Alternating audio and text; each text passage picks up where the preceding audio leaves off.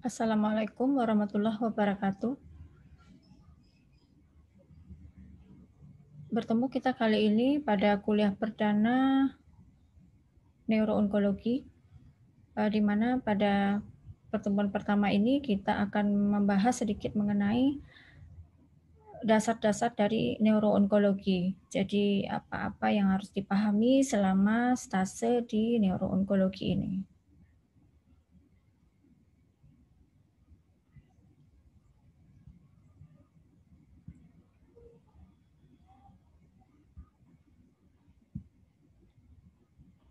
Nah, jika mempelajari sistem saraf, kita tidak terlepas dari anatomi. Jadi harus mengulang lagi neuroanatomi dari sistem saraf ini. Kita tahu bahwa otak itu ada otak besar, dan otak kecil, cerebrum dan cerebellum, di mana pada cerebrum ini mempunyai banyak lobus, yaitu ada lobus frontal, temporal, parietal, dan occipital, di mana lobus ini masing-masingnya nanti akan mempunyai fungsi tersendiri. Kemudian ada cerebellum yang merupakan otak kecil, di mana nanti cerebellum ini juga mempunyai fungsinya tersendiri. Nah, ini gambar yang menunjukkan lobus-lobus yang ada pada otak ya. Ada lobus frontal, ada lobus parietal, ada temporal, dan ada occipital. Nah, masing-masing lobus ini mempunyai fungsi masing-masing seperti yang saya sebutkan tadi.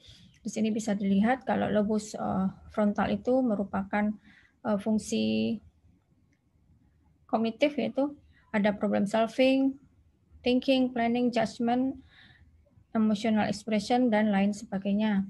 Sementara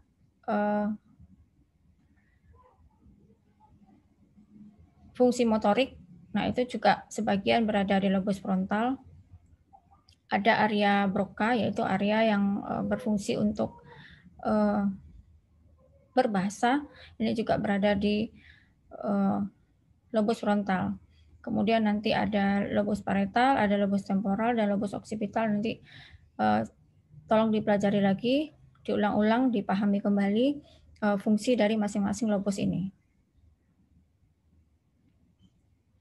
Nah, kemudian spinal cord atau medula spinalis, secara anatomis ini lebih rumit sebenarnya, karena pada medula spinalis ini banyak sekali jaras-jaras saraf yang lewat, baik jaras yang ascending maupun jaras yang descending, di mana jaras ascending ini adalah serabut-serabut saraf sensorik, dan jaras descending adalah serabut-serabut saraf motorik. Nah, biasanya kalau lesinya hanya mengenai jaras sensorik saja, maka ini kita sebenarnya akan agak kesulitan, agak lebih sulit menentukan level lesinya, karena pemeriksaan sensorik ini sangat-sangat bersifat subjektif ya, kurang objektif dibandingkan dengan pemeriksaan motorik. Jadi jika ada lesi pada jaras motorik, nah kita akan lebih mudah untuk menentukan level lesinya di mana, dibandingkan dengan hanya gangguan sensorik saja. Nah, pemeriksaan-pemeriksaan apa saja yang biasanya kita gunakan di neuroonkologi ini? Yang pertama itu adalah CT scan atau computed tomography. Ini pemeriksaan yang cepat, mudah, dan tidak terlalu mahal ya. Jadi biasanya jika ada pasien-pasien onkologi atau pasien tumor yang datang, maka ya tidak ada salahnya kita meminta pemeriksaan CT scan terlebih dulu. Nah, ini juga bisa dilakukan dengan kontras. Yang kedua adalah MRI, magnetic resonance imaging. Sebenarnya ini lebih disukai daripada CT scan kepala untuk lesi-lesi yang berada di otak. Namun kalau untuk lesi-lesi yang berada di medula spinalis, ya ini memang suatu keharusan, harus meminta MRI. Kenapa? Karena MRI ini dia lebih detail, jadi gambaran serabut saraf yang terlihat dari pemeriksaan MRI ini jauh lebih detail dan jauh lebih fokus dibandingkan pada CT scan. Kemudian dia juga tidak ada radiasi, ya, tidak ada radiasi sehingga dia lebih aman dan juga bisa digunakan dengan kontras. Namun kekurangannya adalah MRI ini cukup mahal, kemudian membutuhkan waktu yang cukup lama ya dalam pemeriksaannya. Kemudian ada kondisi-kondisi tertentu yang tidak memungkinkan untuk dilakukan pemeriksaan MRI. Contohnya apa? Contohnya misalnya ada pasien yang ada pemasangan implan yang terbuat dari besi atau metal, maka ini tidak mungkin dilakukan pemeriksaan MRI. Kemudian juga tempat pemeriksaannya, di mana alat pemeriksaannya itu sangat ruangannya itu sangat, bukan ruangannya ya. Jadi tempat pemeriksaan pasiennya yang digunakan itu kecil, sehingga tidak jarang pasien merasa takut atau tidak nyaman. Maka banyak kita menemukan pasien-pasien yang gagal dilakukan pemeriksaan MRI ini hanya karena pasiennya takut saat dimasukkan ke tempat pemeriksaan. Nah, sekarang kita lihat mengenai lesi-lesi yang bisa kita jumpai pada kasus-kasus neuroonkologi. Jadi tipe lesinya bisa jinak atau benign, bisa ganas atau malignan, dan bisa juga lesinya lesi metastatik atau anak sebar. Nah, benign atau jinak ini tentu dia tidak bersifat agresif, dia tidak menginfiltrasi parenkim otak. Namun walaupun demikian, tetap saja ini bukan sesuatu hal yang bisa dianggap ringan. Lesi yang jinak ini juga bisa menyebabkan kematian dan juga bisa menimbulkan defisit neurologis yang cukup berat, tergantung dari ukuran dan lokasi lesinya sendiri. Jika lesinya berada di area yang vital, ya tentu ini juga bisa menyebabkan kematian pada pasiennya. Atau berada di area-area yang secara fungsional sangat penting, contohnya area motorik, tentu ini juga akan menimbulkan kecacatan yang berat pada pasien. Nah, contoh lesi yang benign atau jinak ini yang paling banyak kita jumpai adalah meningioma. Kemudian juga ada neuroma akustik, ada kista dermoid, kemudian ada adenoma pituitari. Nah, kalau untuk lesi-lesi yang ganas, ya contohnya adalah glioblastoma dan astrositoma grade 3, grade 4. Kemudian lesi-lesi metastatik atau anak sebar, nah biasanya ini proses penyebaran yang berasal dari kanker paru, kanker payudara, kolon, ginjal, dan kulit. Yang paling sering adalah itu. Namun juga bisa berasal dari tumor-tumor yang lain, dari bagian tubuh yang lain, ya. Kemudian jenis lesi yang lain misalnya adalah abses atau ini karena infeksi, kemudian vaskular, contohnya adalah AVM. Nah, ini lesi malignan, gliatumor ya. Jadi ya kita tidak akan membahas ini di sini karena ini mungkin nanti akan kita bahas pada kuliah tersendiri. Nah, kemudian lesi-lesi di cerebellum pada dasarnya itu juga sama dengan lesi yang ada di cerebral atau di cerebrum, namun mungkin bedanya adalah lesi-lesi di cerebellum ini mempunyai risiko yang lebih besar untuk meningkatkan tekanan intrakranial. Kenapa? Karena dia bisa menyebabkan kompresi pada komponen atau aliran dari cairan cerebrospinal sehingga menghambat drainase dari cairan cerebrospinal. Nah, jika ini terjadi, maka ini bisa menyebabkan terjadinya peningkatan tekanan intrakranial, akan terjadi hidrosefalus. Nah, tumor-tumor yang sering kita jumpai di cerebellum ini contohnya adalah medulloblastoma dan PNET. Jadi, lesi-lesi di cerebellar ini lebih banyak kita jumpai pada usia muda atau pada anak-anak. Sementara pada dewasa bisa astrositoma dan bisa lesi kistik. Dan jangan lupa juga cerebellum ini juga merupakan area-area yang sering menjadi tempat terjadinya proses metastasis. Nah, sekarang kita lihat hal-hal yang harus kita ketahui secara umum pada jika lesi tersebut berada di otak dan di medula spinalis. Nah, jika lesi itu adanya di otak, kita harus bisa menentukan apakah lesi ini ekstraaksial atau interaksial. Ekstraaksial itu artinya dia tidak masuk ke dalam parenkim otak. Kalau interaksial berarti dia berada di dalam parenkim otak. Contohnya apa? Kalau ekstraaksial ini mungkin adalah meningioma, neuroma akustik ya. Kalau intraaksial ini ya contohnya adalah astrositoma atau lesi-lesi yang lain, bisa glioblastoma dan lain sebagainya. Nah, kalau di medula spinalis, kita harus bisa menjelaskan ini lesinya ekstradural atau intradural. Ekstraduralnya artinya lesinya berada di luar dura mater. Kalau intradural ini lesinya berada di dalam dural. Kemudian ekstramedular dan intramedular. Kalau ekstramedular ini lesinya berada di luar medula spinalis. Kalau intramedular ini lesinya berada di dalam medula spinalis. Jadi nanti ada lesi yang disebut dengan ekstramedular, intradural, ekstramedular, ekstradural. Kalau dia intramedular sudah pasti dia intradural, tidak akan ada cerita dia menjadi ekstradural. Nah, kemudian pada kedua lesi ini juga harus dilihat apakah dia enhance atau tidak, atau non-enhance ya. Nah, ini gambar contoh MRI tumor pada otak. Kalau ini MRI dengan tumor di medula spinalis cervical ya. Nah, kemudian lokasinya.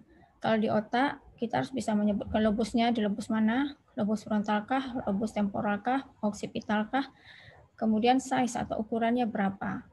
Adakah udem atau peritumoral udem, adakah pendorongan atau midline shift, dan adakah obstruktif atau hambatan dari aliran LCS. Nah, ini semua harus bisa ditentukan. Kemudian kalau pada spinal cord, ya harus tahu lesinya ini atau tumornya ini di level berapa dan ukurannya berapa. Kemudian konsistensi dari masanya ini atau dari lesinya ini apakah dia heterogen atau homogen, adakah ring enhancement atau diffuse enhancement. Nah, sekarang untuk pemeriksaan neurologisnya yang harus Anda ingat adalah do not believe anyone else's examination. Artinya apa? Kamu harus periksa sendiri pasiennya. Walaupun mungkin pasien yang datang ini sudah dilakukan pemeriksaan neurologis oleh teman sejawat Anda yang lain, pada saat Anda menerima pasien ini kembali, Anda harus melakukan pemeriksaan lagi. Jadi, do your own examination. Lakukan pemeriksaan fisik sendiri. Kemudian, look at the studies yourself, not just the report. Apa nih artinya? Pemeriksaan penunjang yang Anda minta itu harus Anda lihat sendiri. Jadi, jangan yang dibaca hanya ekspertise dari radiologinya saja. Misal Anda meminta pemeriksaan MRI kepala, ya jangan yang dilihat hanya ketikan ekspertise dari radiolog saja. Dibaca dulu, dipelajari dulu hasil pemeriksaannya, hasil MRI-nya apa. Nah, kemudian simpulkan kira-kira ini apa, baru kemudian Anda lihat ekspertise dari radiologinya apa. Sama tidak dengan kira-kira ada kesamaan tidak dengan yang Anda pikirkan. Jadi jangan yang dibaca cuma ekspertise radiologinya saja. Nah, kemudian see the patient as more than studies. Artinya apa ini? Lakukan pemeriksaan kepada pasien itu berulang-ulang. Jadi pemeriksaan neurologis terhadap pasien tidak cukup hanya dilakukan sekali waktu saja. Anda harus lakukan berulang-ulang. Mungkin di IGD Anda sudah melakukan pemeriksaan awal. Pada saat pasien masuk ke ruangan, diulang lagi pemeriksaannya. Dengan semakin sering Anda mengulang pemeriksaan fisik pada pasien, maka semakin besar kemungkinan Anda menemukan defisit-defisit yang mungkin pada pemeriksaan awal tidak Anda temukan. Jadi akan semakin mempertajam diagnosis yang nanti akan Anda tegakkan. Kemudian mental status ya, ini mungkin dengan pemeriksaan GCS. Tata laksana ya nanti ini tergantung kepada masanya itu sendiri apa, lesinya itu sendiri apa. Namun secara umum tata laksana kepada pasien tentu harus dilihat dengan tingkat kesadaran dan status atau klinis dari pasien. Di neuroonkologi kita banyak menggunakan steroid dan PPI ya. Jadi steroid ini digunakan untuk mengurangi peningkatan tekanan intrakranial akibat peritumoral udem karena tumor pada sistem saraf itu dia akan menyebabkan adanya udem peritumoral ya karena terjadinya gangguan pada blood-brain barrier ya sehingga muncullah udem peritumoral. Nah, kadang-kadang klinis yang muncul pada pasien ini adalah disebabkan karena udem peritumoralnya ini, maka ini harus bisa kita tata laksana.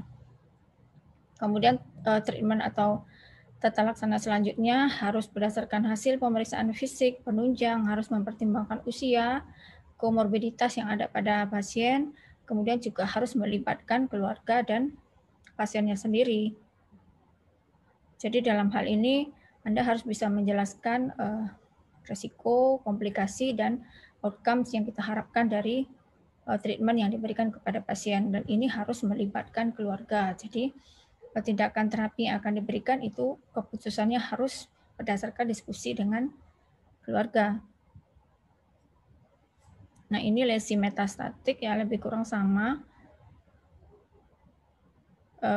Tata laksananya bisa dengan surgical, operasi, atau bisa dengan pemberian dexa atau steroid saja ya, dexamethasone. Nah, jadi kesimpulannya adalah tumor-tumor pada sistem saraf pusat itu banyak jenisnya. Ada yang benign, ada yang malignan, ada yang tumor atau lesi metastatik. Kemudian ini semua sangat mempengaruhi strategi terapi yang akan kita berikan kepada pasien. Kemudian saat ini perkembangan yang sangat maju di radiologi ini sangat membantu kita dalam menegakkan diagnosa pada kasus-kasus onkologi. Namun sebagai seorang neuroonkologis maka kita harus bisa membaca dan memahami dari pemeriksaan imaging yang kita minta sendiri. Kemudian jangan terburu-buru dalam melakukan pemeriksaan pasien. Jadi sediakan waktu yang cukup untuk melakukan anamnesis, untuk melakukan pemeriksaan fisik, untuk mempelajari pemeriksaan-pemeriksaan penunjang yang sudah ada pada pasien untuk membantu Anda menegakkan diagnosa yang benar.